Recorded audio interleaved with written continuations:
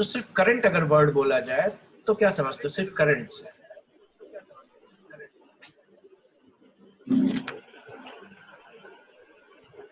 Sir flow.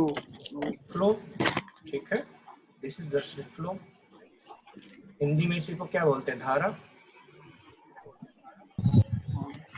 है ना? Yes sir. और इलेक्ट्रोवर्ड या इलेक्ट्रिक जिसमें आ जाए वो किससे रिलेटेड है? Sir charge. तो बेसिकली हमें क्या पढ़ना है? Flow of charge. Flow of charge पढ़ना है, ठीक है। और इसी फ्लो ऑफ चार्ज को हम क्या बोलेंगे? इलेक्ट्रिक करंट,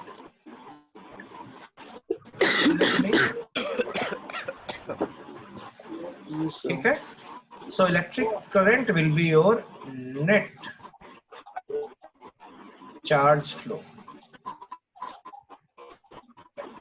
ठीक है। और जो करंट का डायरेक्शन होगा वो होगा जिधर तुम्हारा पॉजिटिव चार्ज जा रहा है, net positive charge. Okay, current का डायरेक्शन हमेशा किसके डायरेक्शन में लिया जाएगा? जिधर तुम्हारा पॉजिटिव चार्ज फ्लो कर रहा है।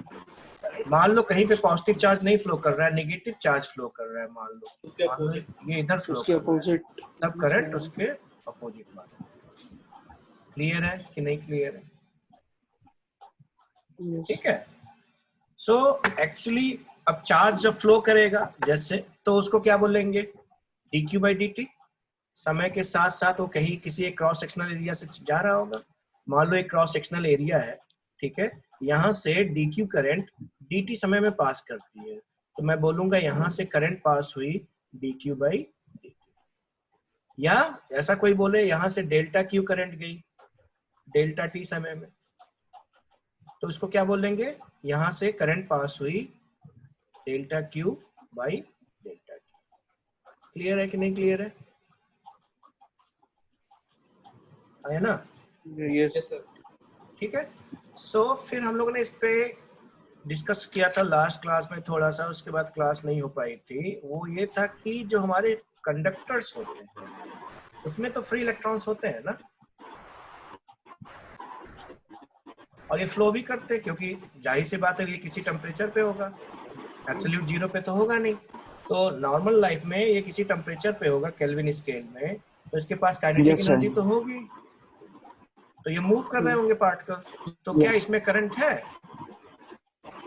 नहीं। तो उसकी क्या लॉजिक होती है?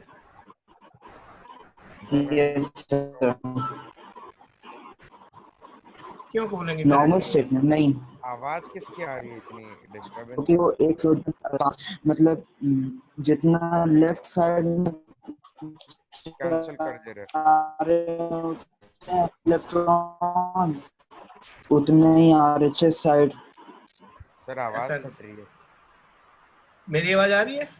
हाँ आपकी आ रही है। अभी एक कोई तो बोला था आई थिंक प्रखर के स्पीड में प्रॉब्लम होगा। तो बेसिकली मैंने तुम लोग को समझाया था random motion of large particles in A small space. अगर रैंडम मोशन हो रहा है, रैंडम मोशन कैंसिल कर देते हैं of large number in small space, तो उसमें तुम्हें नेट डायरेक्शन जीरो हो जाता है।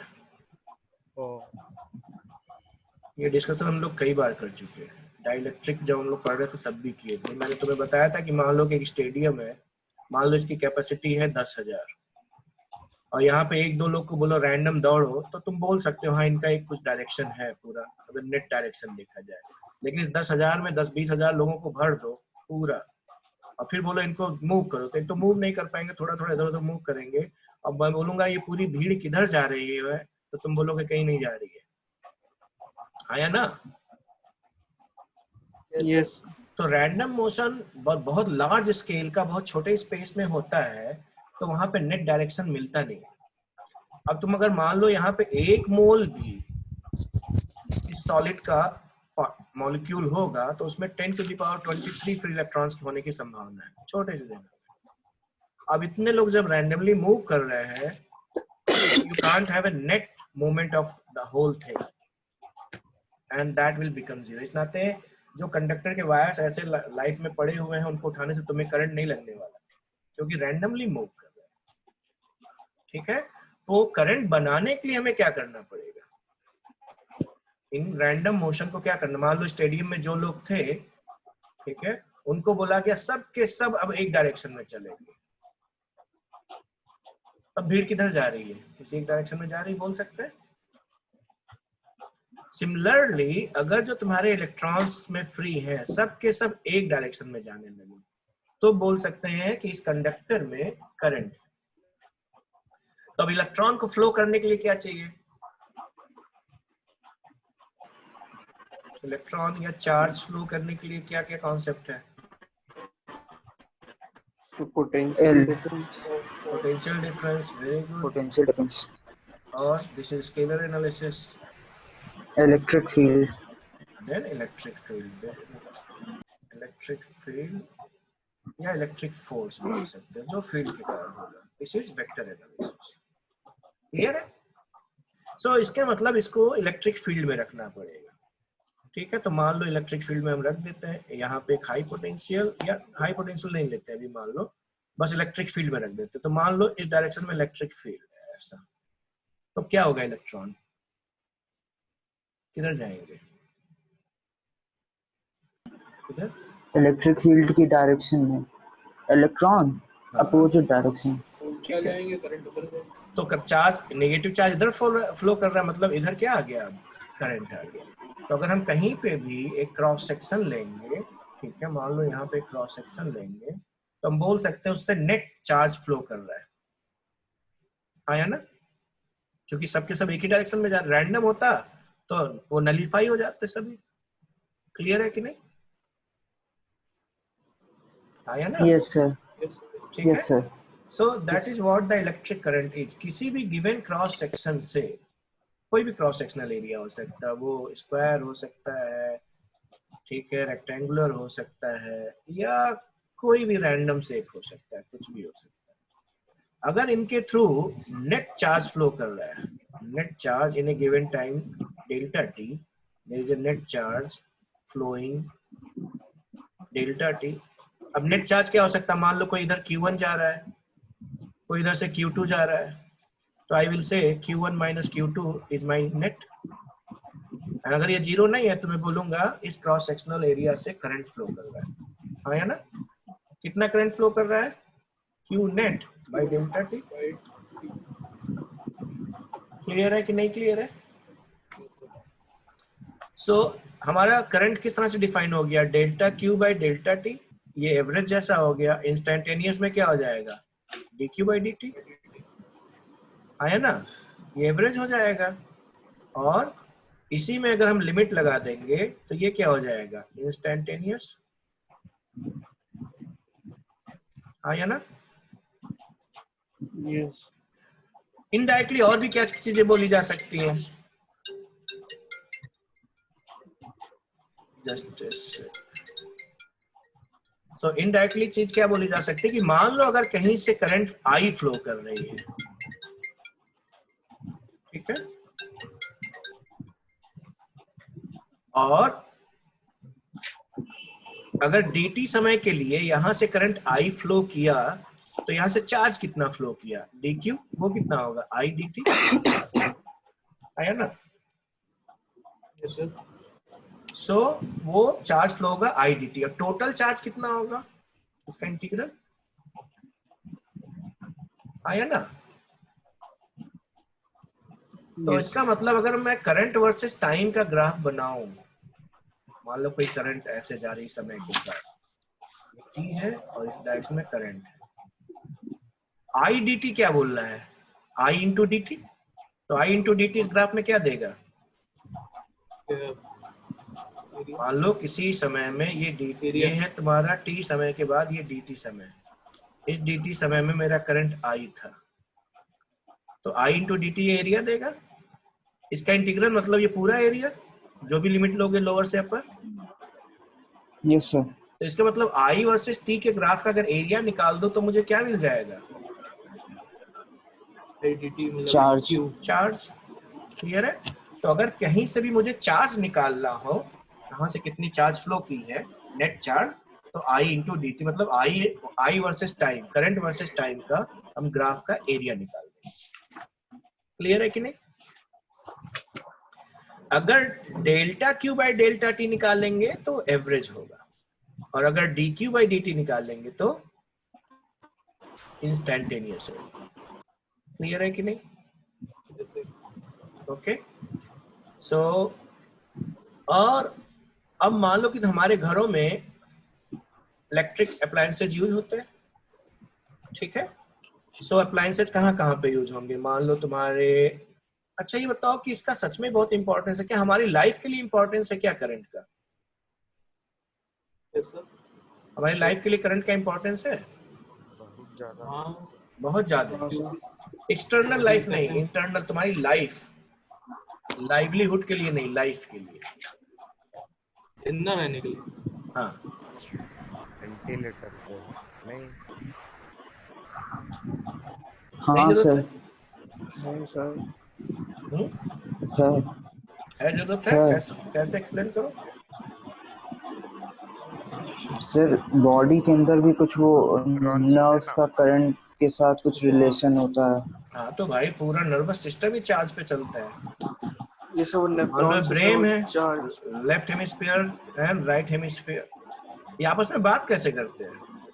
एक तो लॉजिकल है, क्रिएटिव है, तो चार्ज की फ्लो तो होता है, लिक्विड होता है, फ्लूइड होता है, वॉल होती है। और जब ये इंस्ट्रक्शन देते हैं बॉडी में तो किसके थ्रू? नर्वस सिस्टम के थ्रू। यस तो इसमें क्या फ्लो करता है? कौन? चार्ज ना, बायो इलेक्ट्रिक करंट बोलते हैं ना उसको। हाँ सर, सोडियम आयन कुछ होता है, सोडियम और पोटेशियम आयन का ठीक होता है, है। तो बायो इलेक्ट्रिक करंट ही होता है ये। मैंने तुम्हें बताया ना कैसे हम दूसरे के ब्रेन को हैक कर सकते हैं, कैसे? हाँ, बताया था ना कि जैसे कि अगर मुझे बॉडी में अपने अपने रिस्ट को, मान लो मेरा ये बॉडी है और ये हैंड है, आर्म है, और ये तुम्हारा जो भी है, तो ये रिस्ट है, ठीक है? अगर रिस्ट से अपने हाथ को हिलाने के लिए मैं इंस्ट्रक्शन दूं ब्रेन से, ठीक है, तो यहाँ पे और यहाँ पे चार्ज का कंसंट्रेशन हो जाता है, ठीक है? तो ये सिग्नल कैसे, जैसे यहाँ पे चार्ज का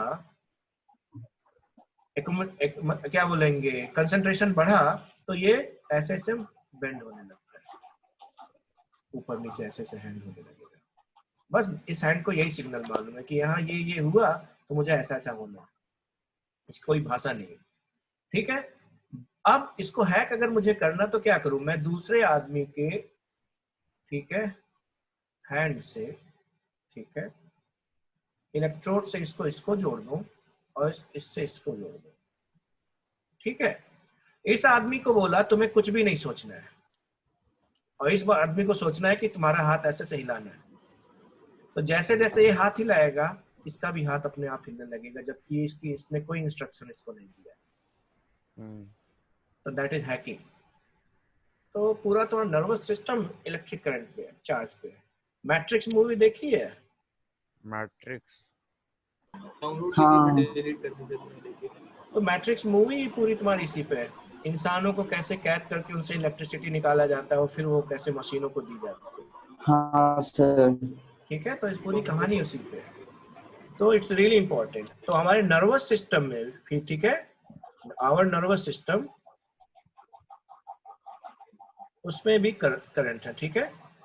तो हमारे नर्व्स में जो करंट होती है उसका ऑर्डर क्या होता है? वो माइक्रो एम्पियर में होता है, ठीक है? इसकी यूनिट होती है एम्पियर, करंट की यूनिट होगी एम्पियर, इसको डिनोट करेंगे ए से, ठीक है? 1 एम्पियर मतलब तुम्हारा 1 कूलम चार्ज 1 सेकेंड में कहीं से पास किया। क्लियर है? तो हमारे जो नर्व्स हैं उसमें माइक्रो एम्पियर की करंट जाती है, और हम तुम्हारे घरों में जो डोमेस्टिक अप्लायंसेज यूज हो रहे हैं वो, उसमें कितने ऑर्डर की करंट जाती है? 230 वोल्ट। हाँ, वोल्ट नहीं पूछ रहा हूँ, करंट पूछ रहा हूँ। तो कभी तुमने बैटरी का ये सब देखा है डॉक्टर उसमें कितने एम्पियर लिखे होते हैं? 2 से 3। 2 से 3 या 1 से 2? डेढ़ हाँ उसी के आसपास होता है, ठीक हाँ, है। ऐसे ही। तो 1 एम्पियर के आसपास के ऑर्डर में रहते हैं वैसे,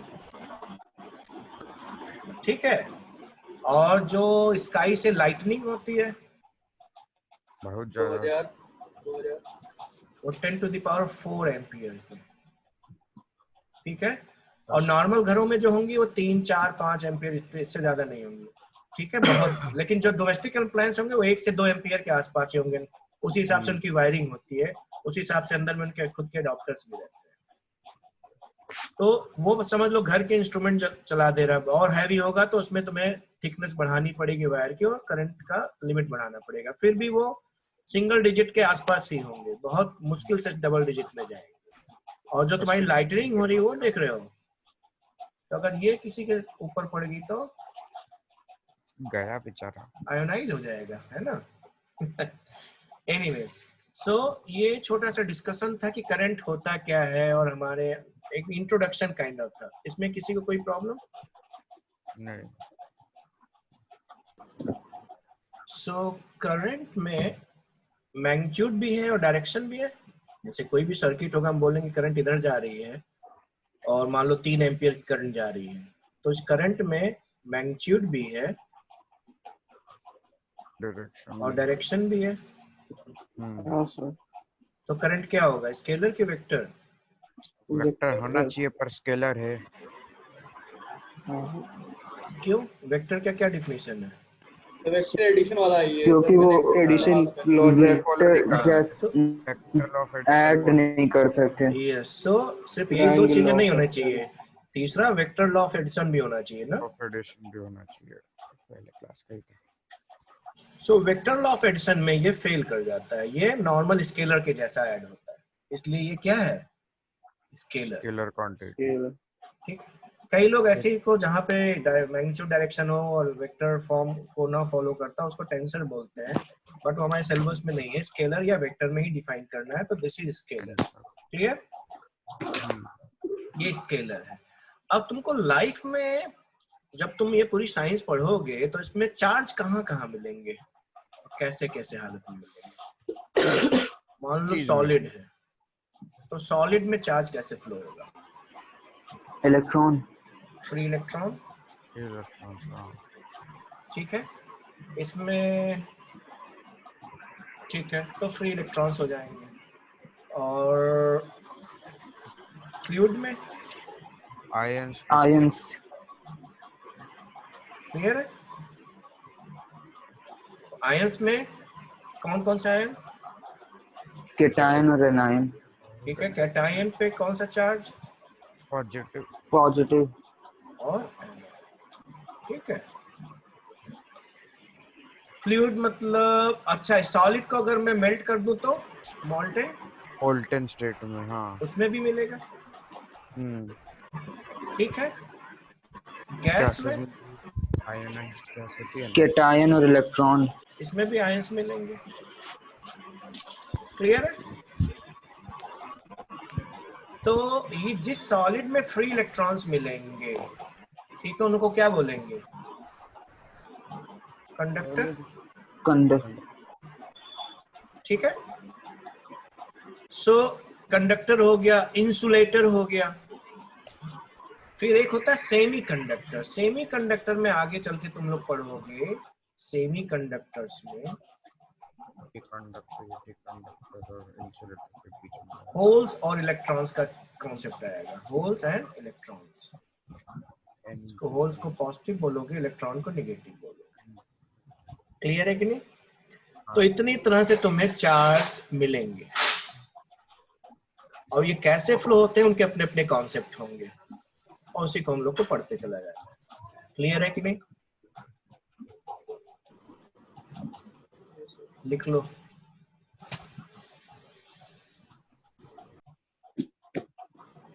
तो कैप में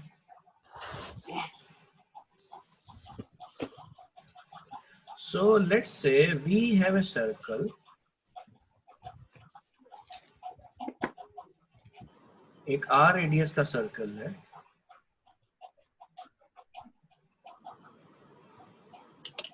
और एक चार्ज है Q जो सर्कुलर मोशन कर रहा है, और इस चार्ज के सर्कुलर मोशन की फ्रीक्वेंसी है F।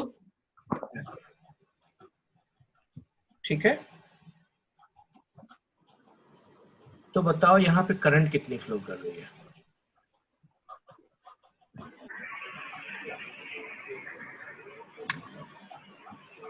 पीरियड निकाल लेंगे। FQ। FQ। सो एक आंसर आया है FQ प्रखर। ठीक है, बाकी नहीं होगा तो FQ होगा। Yes sir. ओके, आर का यूज करना है। दिव्यांश कैसे? 1/80 से सर उसकी फ्रीक्वेंसी सर नहीं सर, आर का यूज करना होगा। सर Q/T हो गया ना। Q/T।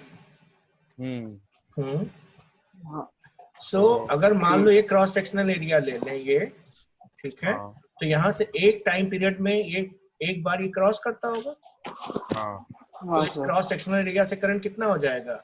Q/T। Q/T। इसको बोल सकते हैं Q into 1/T, और Q ये क्या है? into F। फ्रीक्वेंसी है, हाँ तो Q into F।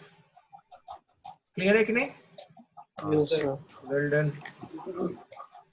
अब मान लो कि हमारे पास एक सर्कुलर क्रॉस सेक्शनल एरिया है, ठीक है, कुछ ऐसा, और उसमें करंट इधर से इधर चार्ज फ्लो हो रहा है, ठीक है, और इधर से इधर भी चार्ज फ्लो हो रहा है।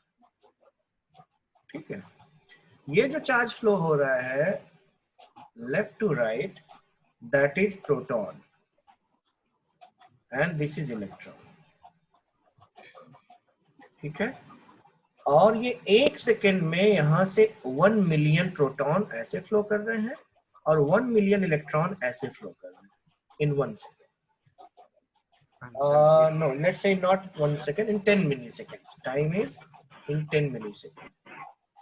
In 10 millisecond इस क्रॉस सेक्शन से 1 मिलियन प्रोटॉन इधर मूव कर रहे हैं, 1 मिलियन इलेक्ट्रॉन इधर मूव कर रहे हैं, तो इस क्रॉस सेक्शन से करंट कितना फ्लो कर रहा है?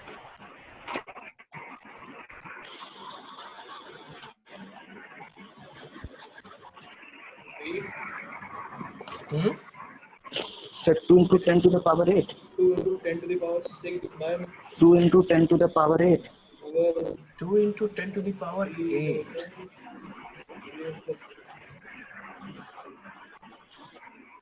Is it? Yes sir. 2 into 10 to the सोचो, 2 कहाँ से आ रहा है? 6 into बहुत बढ़िया क्लास है तुम लोग का, है ना? 9 करंट क्या होता है? Delta Q by delta T। तो कितना चार्ज फ्लो किया? 10 to the power 10 to the power 10। कितना चार्ज यहाँ से फ्लो किया? करंट का डायरेक्शन बताओ। अब इसमें Right, right to left, left to right, left to right. Left to right, ये करंट का डायरेक्शन है। तो इस डायरेक्शन में कितने चार्ज फ्लो कर रहा है? 2 into 10 to the power 6 10 to the power 6 proton plus 10 to the power 6 electron, है ना? तो इन दोनों पे मिला के कितने चार्ज हैं? इतने। 10 to the power 6। 2 into 10⁶। कितने चार्ज हुए? अगर इतने प्रोटॉन इतने इलेक्ट्रॉन ले लूं तो कितने चार्ज होंगे? 10⁻²²। ये डिवाइडेड बाय 10 मिलीसेकंड किया होगा, यही तो। तो इसकी वैल्यू ये आएगी। गजब है, एक प्रोटॉन पे 1 कूलम चार्ज होता है और 1 इलेक्ट्रॉन पे 1 कूलम चार्ज होता है माइनस में। यही पढ़े हो? सिंपल सा प्रॉब्लम तुम लोग ऐसे हैंडल कर रहे हो।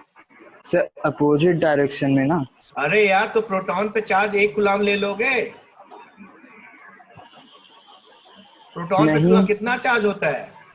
1.6 10⁻⁹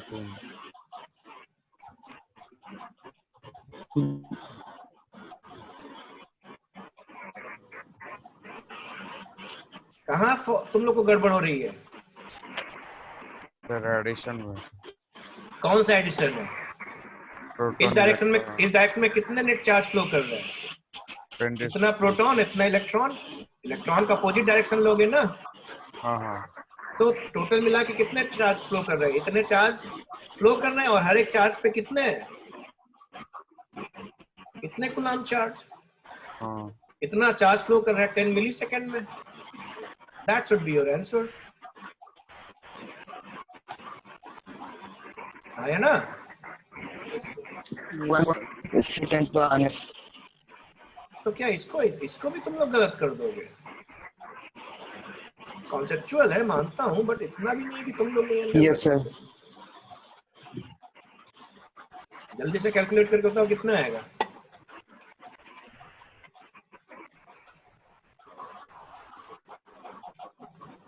-3.2 10⁻⁻12 -12 आ रहा है क्या? सॉरी -3 है ना?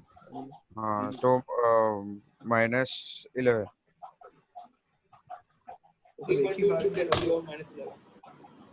कितने एम्पीयर करंट जा रही है? Sir 3.2 into 10 to the power minus 10। ठीक है। Yes, sir.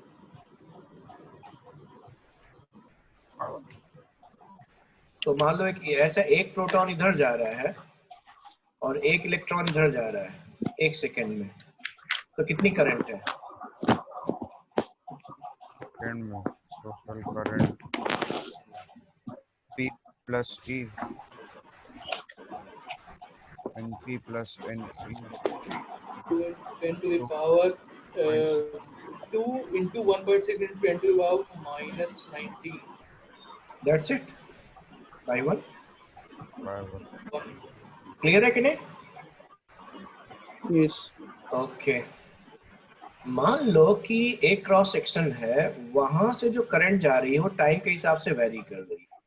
कैसे वेरी कर रही है? 4 + 2t, जहां t टाइम इन सेकेंड है। तो t = 0 में यहां से कितनी करंट जा रही थी इनिशियल, जब समय क्लॉक स्टार्ट करते हैं? 4। फिर 1 सेकेंड के बाद ये 6 यूनिट।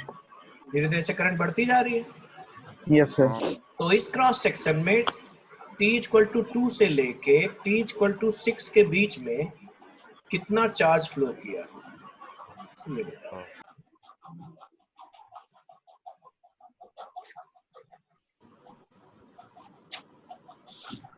सो दो आंसर्स मिले हैं, 40 एंड 48। तो इसको दो तरीके से कर सकते हैं। हमने बोला अगर करंट दिया हो, समय दिया हो, चार्ज पूछा जा रहा है, तो या तो इंटीग्रल कर लें या एरिया निकाल लें। तो हम दोनों तरीके से करके देखेंगे। मान लो एरिया निकालना हुआ तो हमको ग्राफ बनाना होगा। तो ग्राफ बनाए अगर करंट वर्सेस टाइम का। Yes sir. ठीक है, तो करंट वर्सेस टाइम का आई t = 0 पे 4 से जाएगा। ठीक है, तो मान लो यहाँ से जाएगा और लीनियर लाइन है तो ऐसा कुछ जाएगा।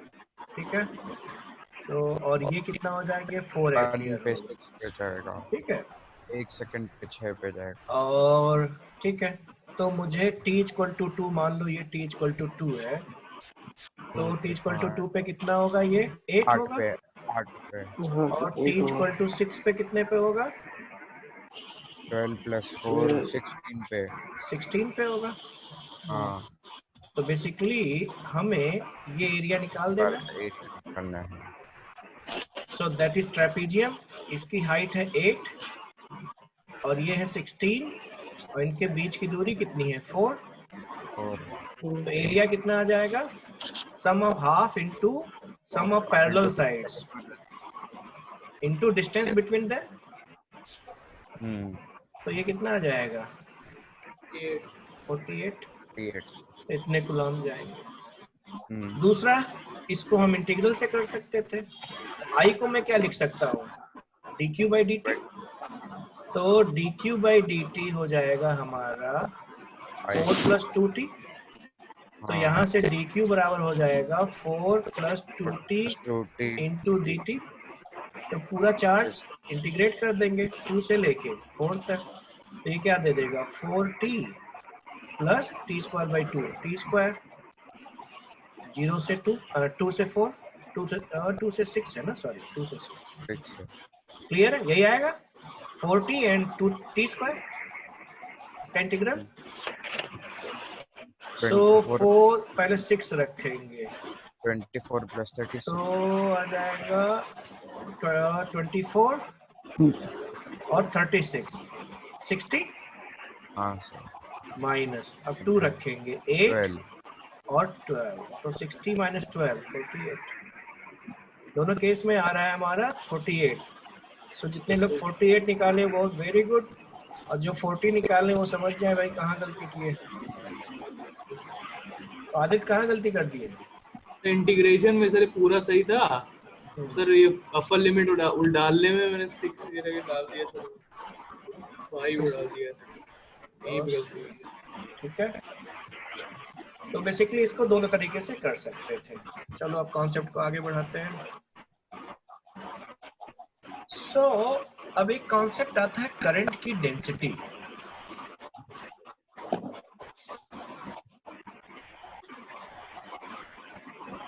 अब जाहिर सी बात है करंट की डेंसिटी मतलब करंट डिवाइडेड बाय समथिंग, वही डेंसिटी होगा। किसी के बैकग्राउंड में एक वॉइस आ रही है बार बार कुछ अजीब सी, तो म्यूट कर लो, बोलते समय अनम्यूट कर लेना, अभी भी आ रही है।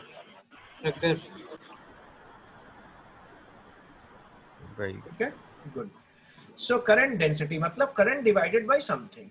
अभी बताओ करंट किस जो डिवाइड करेंगे वॉल्यूम होगा कि एरिया होगा?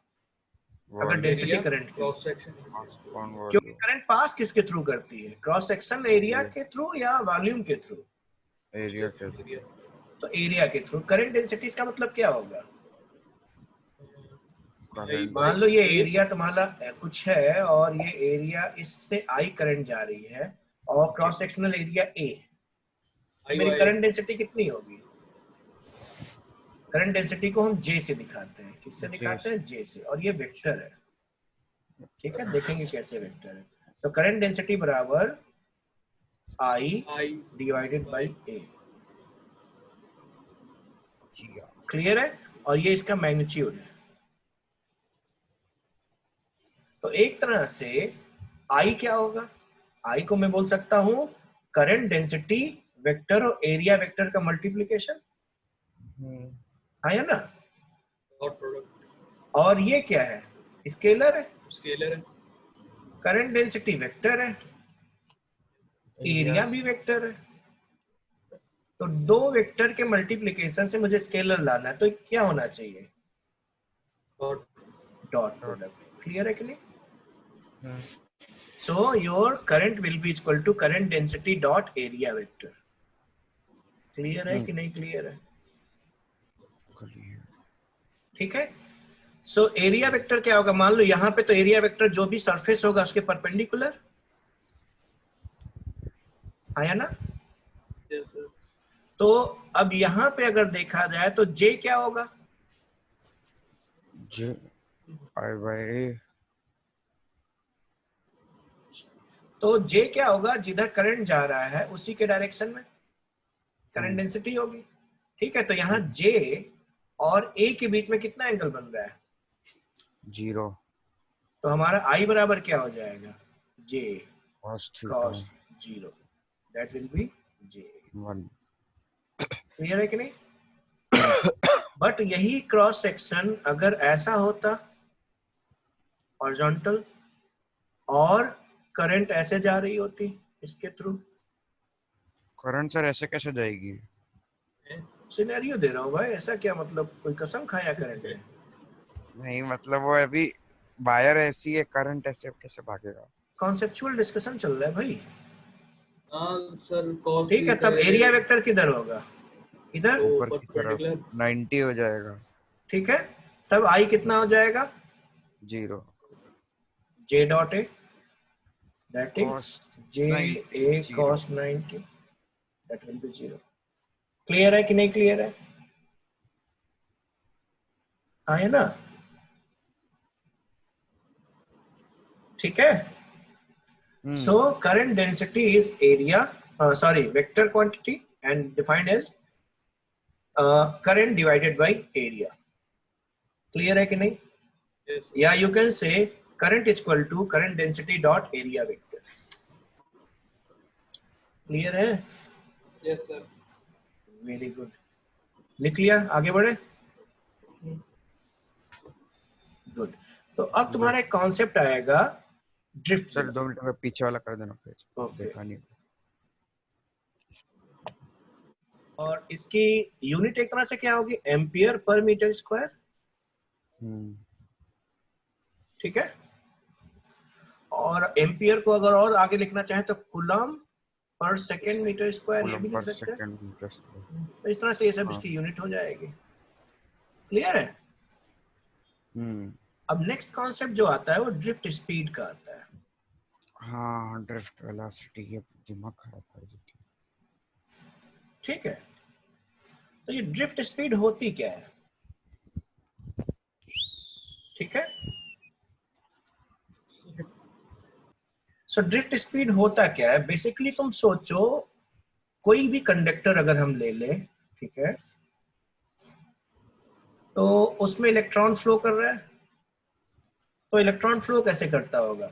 इलेक्ट्रिक फील्ड होगा। तो मान लो ऐसा इलेक्ट्रिक फील्ड है, तो इस पे चार्ज पे फोर्स लग रहा होगा अपोजिट डायरेक्शन में, तो उस डायरेक्शन में फ्लो करेगा।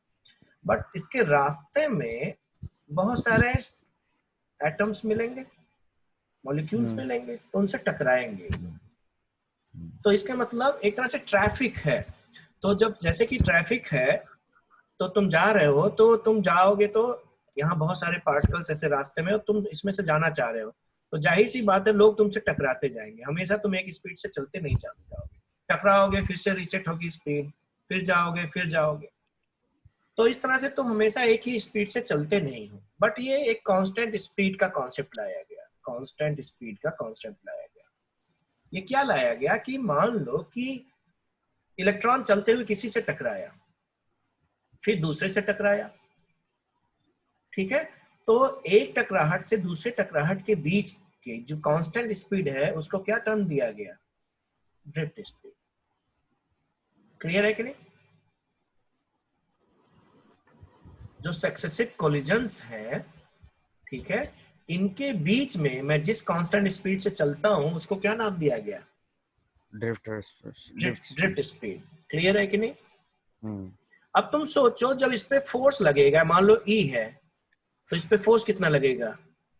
E इंटू ई, क्यू ई, और इसके मास से डिवाइड कर दूं तो this will be what? F by m, and that is what? Acceleration. इसके मतलब इलेक्ट्रॉन इधर इतने एक्सेलरेशन से चल रहा है, और इसमें ना E चेंज होगा, ना ये चेंज होगा, ना ये चेंज होगा। इसका मतलब ये क्या है? Constant acceleration. अगर कांस्टेंट एक्सेलरेशन से चल रहा है, और मान लो हर एक कोलिजन, सक्सेसिव कोलिजन के बीच में एक एवरेज टाइम टाउ, ठीक है, इसको रिफ्लेक्शन रिलैक्सेशन टाइम भी बोलते हैं, रिलैक्सेशन टाइम, ठीक है, ठीक है, इसको टाउ लग रहा है। तो यहां से यहां तक की स्पीड यहां पे मान लो 0 थी, तो यहां पे क्या हो जाएगी? ए टाउ u प्लस एटी से है ना, ml अपॉन, हाँ सर। अगर भाई वेलोसिटी v इक्वल टू क्या होगा? u plus eighty. काइनेमेटिक्स लगा सकते हैं ना, क्योंकि एक्सेलरेशन कांस्टेंट है। हाँ, तो ये क्या हो जाएगा? फाइनल वेलोसिटी a, और समय कितना लगा? टाउ। हाँ, तो ये पूरी जर्नी में स्पीड तो चेंज हो रही है, बट ये कैसा कॉन्सेप्ट है? कांस्टेंट की वेरिएबल स्पीड का ड्रिफ्ट स्पीड। वेरिएबल स्पीड का सेट। इसके मतलब इसके यहाँ इस जर्नी का एवरेज निकालना होगा मुझे, दैट विल बी कांस्टेंट। तो अगर कोई कांस्टेंट मोशन चल रहा है, कांस्टेंट एक्सेलरेशन से कोई मोशन चल रहा है, तो उसकी एवरेज स्पीड क्या होगी? कांस्टेंट एक्सेलरेशन से उसकी एवरेज स्पीड। काइनेमेटिक्स पढ़ाया हुआ है। टोटल, हाँ, वो तो होता है total displacement upon total time. ये करने पे क्या आया था? एस का फॉर्मूला आया था, वो क्या आया था? अच्छा, वो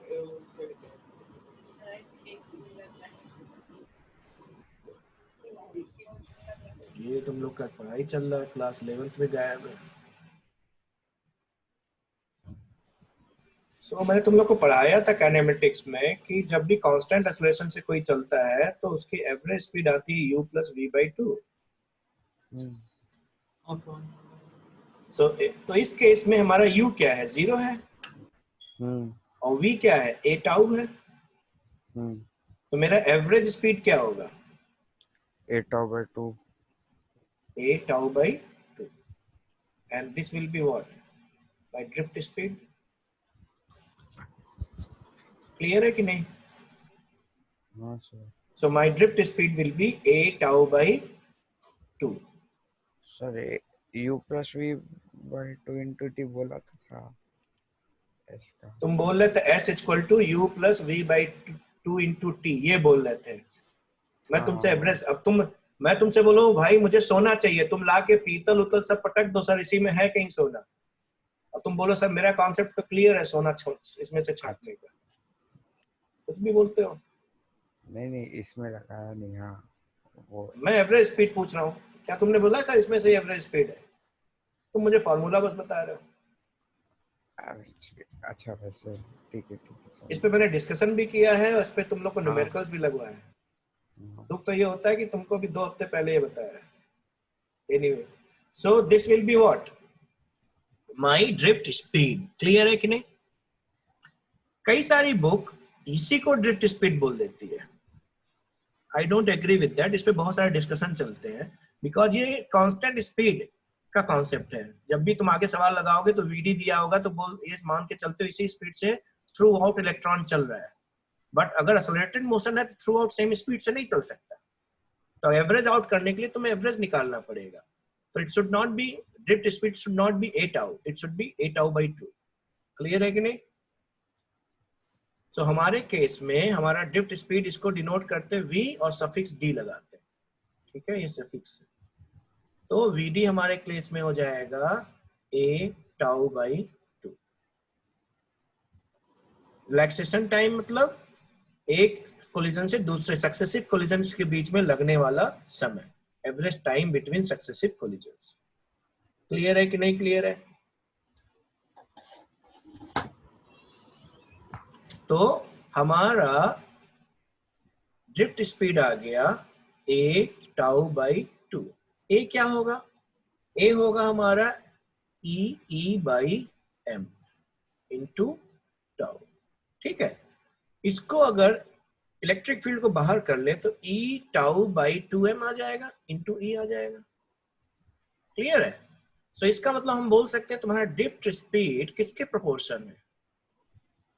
इलेक्ट्रिक फील्ड के प्रोपोर्शनल है, आया ना? तो जैसे जैसे इलेक्ट्रिक फील्ड बढ़ाते जाएंगे वैसे वैसे ड्रिफ्ट स्पीड बढ़ती जाएगी। इलेक्ट्रिक फील्ड जैसे जैसे बढ़ाओगे ड्रिफ्ट स्पीड बढ़ती जाएगी। अब ये जो अंदर ये वाले जो केसेस है, इसके अंदर ये जो चीज है, इसमें E कांस्टेंट है, 2 कांस्टेंट है, मास कांस्टेंट। जो ये टाउ है, relaxation time means average time जो 2 सक्सेसिव कोलिजन के बीच में रखता है, ये कांस्टेंट होता है for a given temperature. Constant for a given temperature. Temperature बढ़ाएंगे तो इनके नंबर ऑफ कोलिजन्स बढ़ जाएंगे, और नंबर ऑफ कोलिजन्स बढ़ जाएंगे तो टाउ घट जाएगा, है ना? आया ना? Yes sir. ठीक है, यस तो सर। इस केस में ठीक है, I can say at a given temperature where I am not changing the temperature, drift speed is directly proportional to electric field। Clear है कि नहीं? और देन अगर ये कांस्टेंट है for a given temperature, then whole thing is constant at a given temperature। ठीक है, तो इसी कांस्टेंट को हम लोग नाम देते हैं मोबिलिटी, और इसको डिनोट करते हैं म्यू से। तो इसको लिख सकते हैं drift speed equal to mobility into E, जब तुम प्रोपोर्शनलिटी साइन हटाओगे। ठीक है, और ये मोबिलिटी है क्या? ये एट ए गिवन टेम्परेचर। क्लियर है कि नहीं क्लियर है? सो अगर यहाँ 2 रहे या ना रहे तब भी देखोगे हम इसको एक कांस्टेंट ही बोलेंगे। इस नाते बहुत सारे लोग इस पे उतना आगे जाके डिस्कशन छोड़ देते हैं क्योंकि एक कांस्टेंट वैल्यू है। तो हमारे इस कॉन्सेप्ट पे तब भी असर नहीं पड़ता ये 2 रहे या ना रहे कि VD is directly proportional to E। Clear है? तो बेसिकली इसके लिए वहां से वो डिस्कशन स्टार्ट होता है। तो योर ड्रिफ्ट स्पीड, कई लोग इसको वेलोसिटी भी बोलते हैं, बट इट्स स्पीड। तो drift speed is directly proportional to applied electric field and, और पर्सनालिटी साइन हटाओगे तो यहाँ पे एक कांस्टेंट आएगा जिसको हम मोबिलिटी नाम बोलते हैं। क्लियर है कि नहीं क्लियर है? Hello, yes sir. लिख लो। एक चीज यहाँ पे ऐड करना चाहेंगे, ठीक है? अब ये जो मोबिलिटी है, ठीक है, ये किसी पर्टिकुलर कंडक्टर का होगा। तो कंडक्टर में फ्री इलेक्ट्रॉन्स कैसे हैं, उनके जो अंदर फ्री होने के बाद वो एटम आयन जैसा बिहेव हो जाएगा, तो वो कितना बड़ा है कितना छोटा है, इन सब में ये टाउ डिपेंड करेगा। जैसे ट्रैफिक जा रही है तो कोलिजन डिपेंड करेगा कि सामने वाली ट्रैफिक में कितने बड़े बड़े पार्टिकल हैं, कितने छोटे छोटे पार्टिकल, उस हिसाब से नंबर ऑफ कोलिजन ये सब बढ़ना घटना होगा। It means this mobility will depend on the conductor and temperature both. So mobility depends on material, that is conductor, and temperature both. तो मटेरियल पे और टेम्परेचर दोनों पे डिपेंड करेगा। लिख लो। Next topic is relationship between current density and your drift speed. Okay.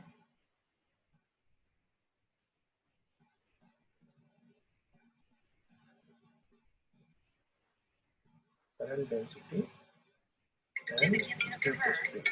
Okay, just a second. Okay. So let's say हमारे पास एक cylindrical shape है, तो let me make one. Okay. So this is this. This is this.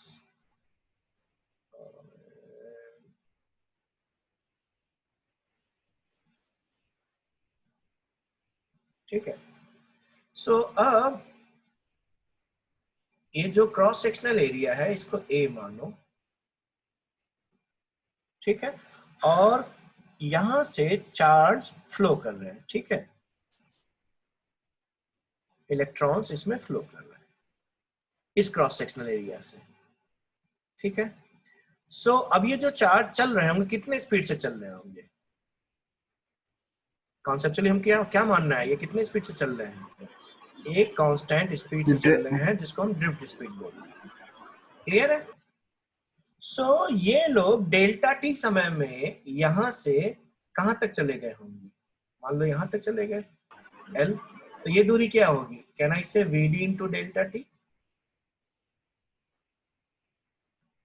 हाँ या ना? Yes sir. ठीक है, तो यहां से जितने इलेक्ट्रॉन यहां से पास हुए डेल्टा टी समय में कहां पे भरे पड़े होंगे, कितने वैल्यूम में भरे पड़े होंगे? कहना इसे इतने वैल्यूम में, हाँ या ना भाई? जो t इक्वल टू 0 पे चार्ज यहां से चला, डेल्टा टी समय के बाद यहां आ गया होगा, हाँ या ना? Hello, yes. तो डेल्टा टी समय में जितने चार्ज यहां से निकले होंगे उसके बाद वो सब इसी में तो भरे पड़े हैं, हाँ या ना? Very good. सो अब मान लो यहाँ पे जो पूरे इलेक्ट्रॉन भरे पड़े हैं उनका number of electrons per unit volume को एक हमने वेरिएबल नाम दे दिया n। तो ये है number of free electrons per unit volume divided by volume, ठीक है। तो अगर मैं पूछूं यहाँ पे कितने इलेक्ट्रॉन है, नंबर ऑफ फ्री इलेक्ट्रॉन्स है, नंबर ऑफ फ्री इलेक्ट्रॉन्स यहाँ पे कितने हैं, तो that will be n into volume, आया ना? सो n वैल्यूम कितना होगा? Cross sectional area into length, और वो कितना होगा? n। l कितना है? Vd into delta T. तो नंबर ऑफ फ्री इलेक्ट्रॉन्स यहाँ पे कितने हैं? NAVD into delta T. इसमें किसी को कोई प्रॉब्लम?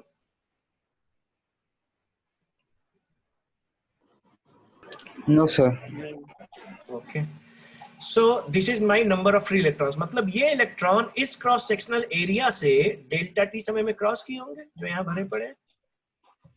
तो इस क्रॉस सेक्शनल एरिया से मेरा करंट कितना गया, इसको अगर मैं नाम क्यू डेल्टा क्यू दे दूं तो my current will be delta Q by delta T. So मेरा डेल्टा क्यू कितना आया, ये आया, तो इस वैल्यू को रख दिया जाए तो I will be equal to NAVD into delta T. ये नंबर ऑफ इलेक्ट्रॉन्स है, ठीक है, ये नंबर ऑफ फ्री इलेक्ट्रॉन्स है। डेल्टा क्यू क्या होगा, number of free electrons into E, sorry number of free electrons का नाम कुछ और देना, कैपिटल एन दे दो, तो ये हो जाएगा कैपिटल एन इंटू ई। आया ना? इतनी बात समझ में आ रही कि नहीं? तो ये क्या हो जाएगा, capital N E into delta T. So capital N ये हो गया into A divided by delta T. Delta T cut गया तो क्या हो गया, NEAVD। सो मेरा करंट किसके बराबर होता है, NEAVD के बराबर। यहाँ N number of free electrons per unit volume है, E charge on the electron है, A क्या है, क्रॉस सेक्शनल एरिया है, VD क्या है, drift speed of the electron. Clear है कि नहीं? इतनी बात क्लियर है सबको? Yes sir. So I by A क्या देगा, चार्ज डेंसिटी, करंट डेंसिटी। ठीक है, तो that is NEA, sorry NEA क्यों बोला, NEVD, ये तो इधर चला गया, NEVD and that is what, magnitude of J। Clear है कि नहीं? सो हमारा करंट आया NEAVD और I by A that is current density via NEVD। Clear है? और अगर वेक्टर फॉर्म में लिखें तो ये वेक्टर है तो NE, तो ये भी स्केलर है, ये भी स्केलर है, तो इसको क्या करना पड़ेगा, ड्रिफ्ट स्पीड को वेक्टर होना पड़ेगा। वेक्टर बना, तब यहाँ पे इसको क्या बोल देंगे, ड्रिफ्ट वेलोसिटी। अब ये क्या हो गया, ड्रिफ्ट वेलोसिटी, और ये क्या है, ड्रिफ्ट स्पीड। क्लियर है कि नहीं? आया ना? Yes sir. Yes sir. और VD क्या आया था, mu into E. Yes sir. तो J को लिख सकते हैं, J वेक्टर को लिख सकते हैं NE mu into E vector, E into capital E by 2m। Mu तो मोबिलिटी है ना, VD बराबर क्या आया था, मोबिलिटी इंटू ई, एक आया था, तो उसी को यहाँ पे रख दिया VD की जगह पे। क्लियर है कि नहीं? तो यहां से क्या मतलब हुआ, current density is also directly proportional to E, ठीक है। और अगर प्रोपोर्शनलिटी साइन हटाएंगे so my constant will be J equal to NE mu into E. Clear है कि नहीं? और इस कांस्टेंट को हम बोलते हैं कंडक्टिविटी। क्लियर है? जिसको हम डिनोट करते हैं सिग्मा से। तो यहां से हमें क्या मिल गया, J vector equal to sigma into E vector. Clear है कि नहीं? इसी को हम ओम्स लॉ बोलते हैं।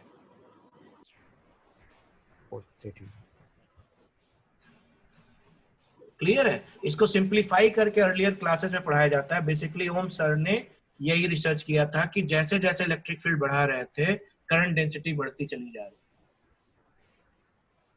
तो उन्होंने बोला J is directly proportional to E मतलब J इक्वल टू जो तुम्हारा कांस्टेंट था उसको उन्होंने कंडक्टिविटी नाम दिया गया। तो this is your Ohm's law, that is, but तुम्हारे बुक में सिंप्लीफाई करके दूसरे तरीके से बताया जाता है, बट पेपर के हिसाब से जो उन्होंने प्रेजेंट किया था रिसर्च में वो ये था, current density is directly proportional to electric field. Clear है कि नहीं क्लियर है? ठीक है, इतनी बात लिखो फिर आगे बढ़ते हैं। ओके सो हमारे पास क्या क्या कॉन्सेप्ट हो गए। सो ड्रिफ्ट स्पीड बराबर कितना होता है, या ड्रिफ्ट वेलोसिटी बराबर क्या लिख सकते हैं, म्यू इनटू ई, है ना? Yes, sir. Very good. और करंट बराबर क्या होगा, Delta T. N E A V D. Current density बराबर क्या होगा, N E V D. NVD। और अगर इसको हमें लिखना है वेक्टर फॉर्म में तो इस तरह से, क्लियर है कि नहीं? और इसी को और क्या लिख सकते हैं, एन ई म्यू इंटू ई। और इसी को और क्या लिख सकते हैं, सिग्मा इंटू ई। क्लियर है? और यही तुम्हारा क्या है, ओम्स लॉ है। क्लियर है यहां तक? अब जे को हम क्या लिख सकते हैं, हमारे बुक्स में क्या दिया जाता है, आई बाई ए सिग्मा, ठीक है। ई को क्या बोलेंगे, तो मान लो कि अगर ये कंडक्टर है, ठीक है, और इसमें तुम्हारा इलेक्ट्रिक फील्ड है ई, और इसका लेंथ एल है, और इनके बीच में पोटेंशियल डिफरेंस डेल्टा वी या वी मान लो, डेल्टा वी मान लो, तो ई कितना होगा, कहना इसे delta we by L,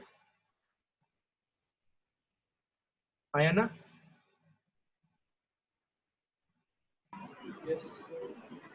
yes sir. ठीक है, तो ये हो जाएगा हमारा, ई को मैं लिख सकता हूं delta we by L. Clear है? तो यहां से डेल्टा वी बराबर क्या आ जाएगा, एल ऊपर चला जाएगा, नीचे आ जाएगा ए सिग्मा इंटू आई। ठीक है, तो गिवन मटेरियल मान लो दिया गया है, तो उसका लेंथ तो फिक्स हो गया, उसका एरिया भी फिक्स हो गया, और उसका सिग्मा भी फिक्स हो गया। तो ये क्या है, constant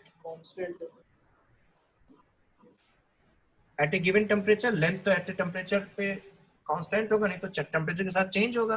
constant eight given temperature. तो इसी कांस्टेंट को हमने नाम क्या दे दिया, रेजिस्टेंस। क्लियर है कि नहीं? तो हमारा क्या हो गया, delta V equal to yes sir. R into I, और फिर इसी को हम बोल देते हैं ओम्स लॉ, सिंप्लीफाई करके। क्लियर है कि नहीं?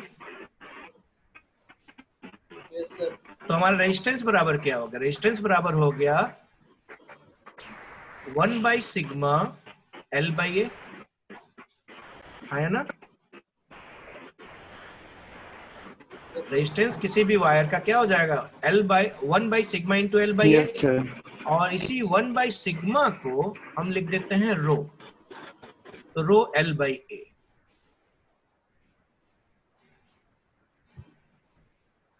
ठीक है,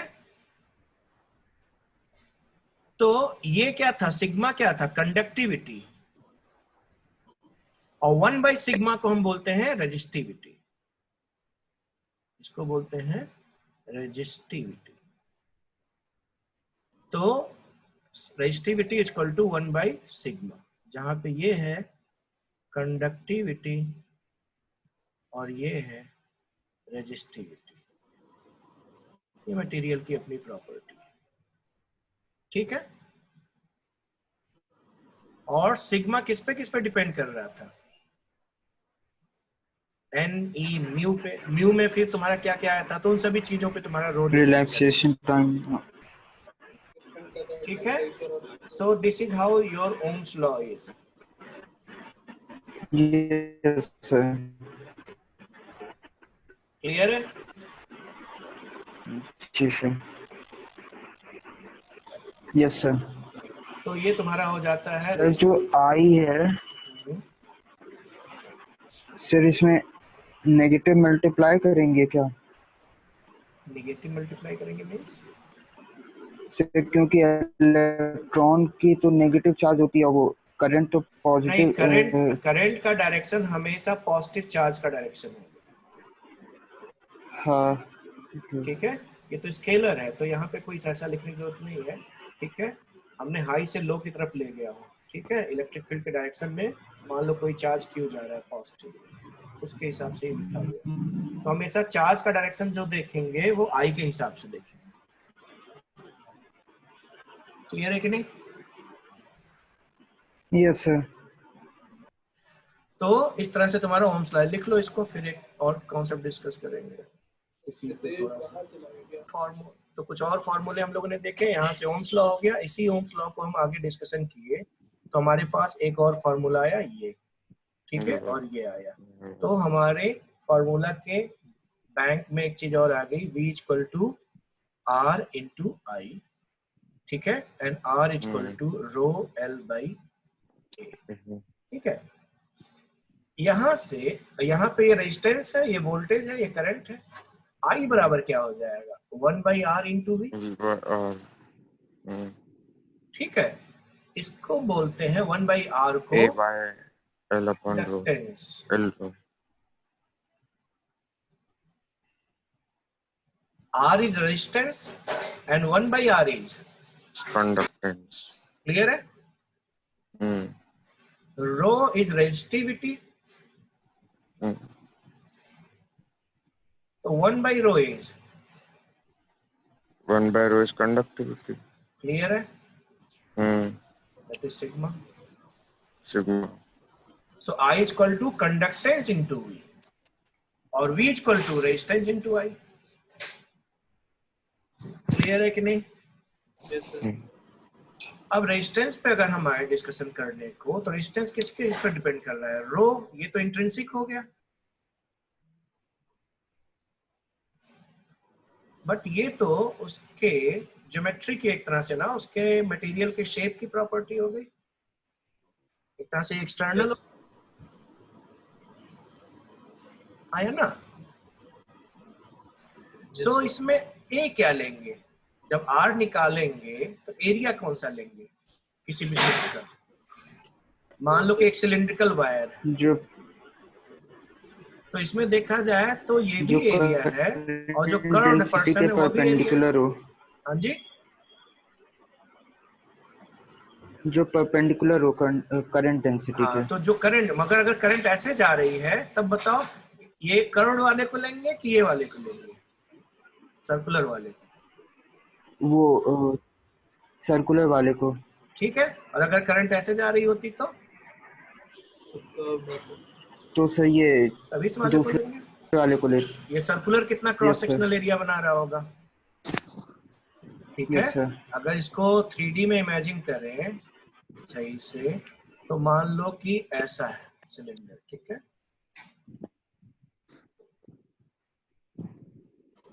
तो अगर इसका क्रॉस सेक्शन ले तो एक ऐसा रेक्टेंगल दिखेगा, आया ना। अगर इधर से जाए तो ये क्रॉस सेक्शनल एरिया लेना चाहिए जो ये रेक्टेंगल मिल रहा है, आया ना, जिसका लेंथ कितना होगा 2R और हाइट कितना होगा L। क्लियर है कि नहीं? तो इस करंट के लिए रेजिस्टेंस क्या होगा, रो इंटू एल। एल क्या होगा, ये दूरी, आया ना। तो ये दूरी कितनी है, यस 2R, 2R और एरिया कितना है cross sectional area 2R into L. अच्छा, ये भी आर हो गया, ये भी आर हो गया, इसको कुछ और नाम दे दिया जाए, स्मॉल आर कर दें।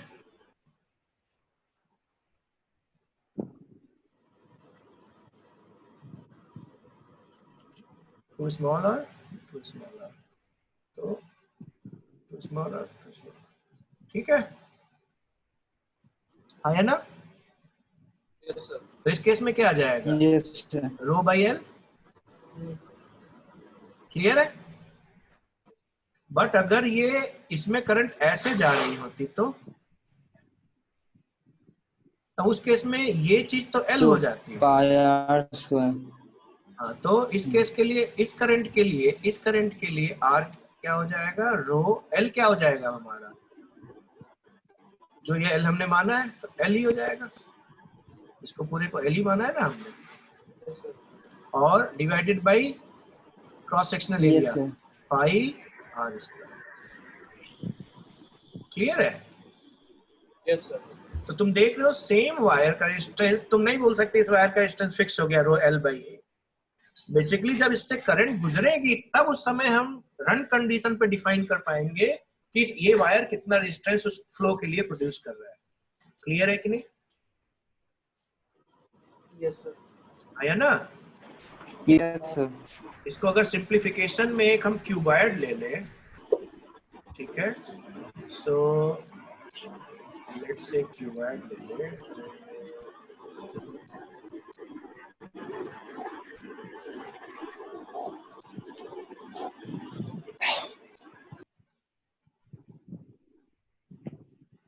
ठीक है, और लेंथ कर लें।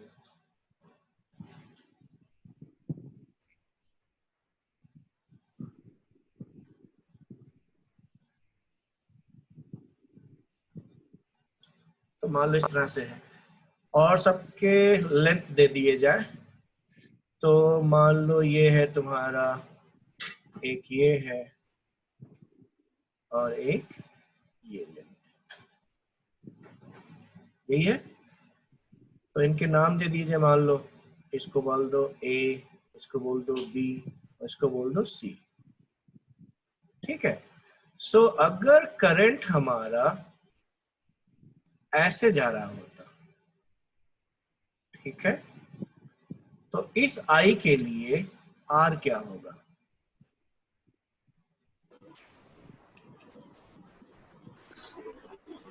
रो into C by A B. Clear है कि नहीं? किसी को कोई डाउट?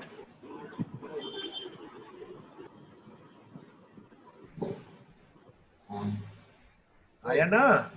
Yes, sir. और अगर current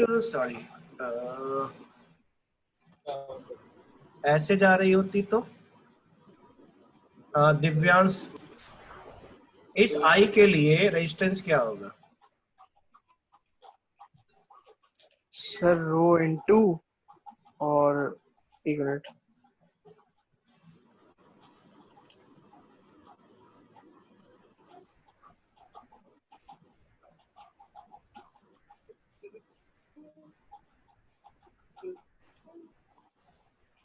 sir rho into C by A B होगा।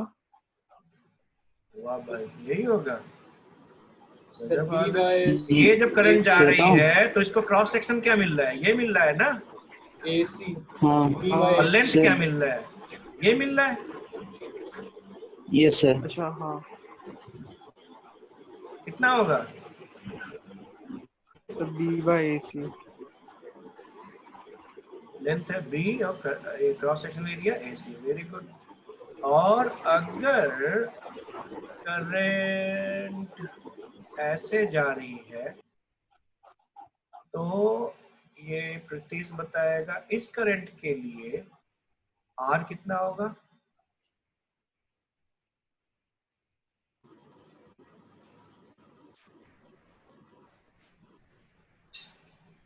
रो बाय, अच्छा माइक म्यूट था, rho into A by B C. Very good, clear है?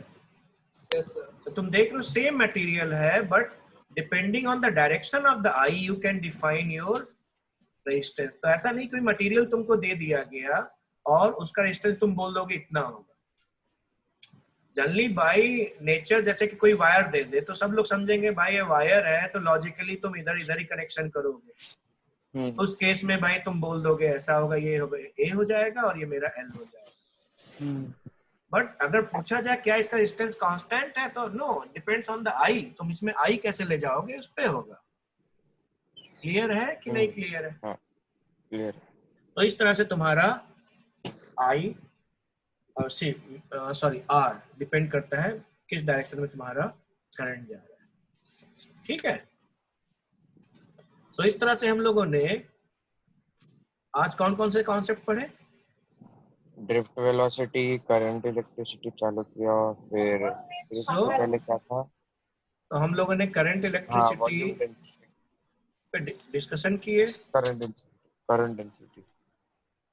करंट डेंसिटी पे डिस्कशन करने के बाद हम लोग Drift इलेक्ट्रॉन को मूव velocity। कराए तो ड्रिफ्ट वेलोसिटी पे आए। फिर ड्रिफ्ट वेलोसिटी से करंट डेंसिटी पे आए। करंट डेंसिटी पे आने के बाद इन दोनों के बीच में रिलेशनशिप दिखाए।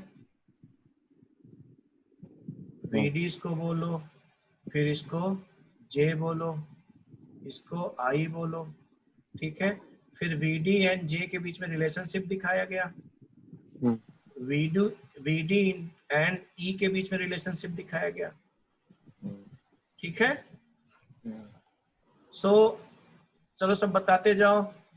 I बराबर dq by dt। अच्छा चलो एक लोग हो गए।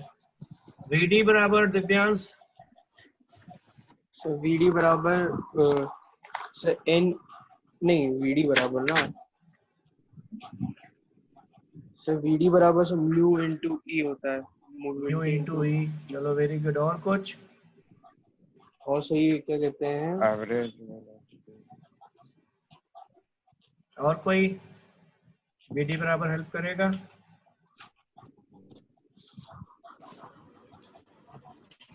दिव्यांश म्यू क्या है? मोबिलिटी होती है ना म्यू। ओके। और क्या है? अरे भाई A टाउ बाई 2 ना। ये सर ये A A टाउ बाई ये 2 भी। हाँ सर इसको ये भी होता है by M 2 into 2m into tau. Clear है? टाउ क्या है? टाइम टाउ से वो रिलैक्सेशन टाइम वेरी होता है गुड। दो कोलिजन के बीच। ओके। एक कोलिजन के बीच। डेंसिटी को कैसे लिख सकते हैं? J equals I upon A। Okay. Prakhar I equal to Prakhar है ही नहीं सर। नहीं नहीं। ओके। आदित्य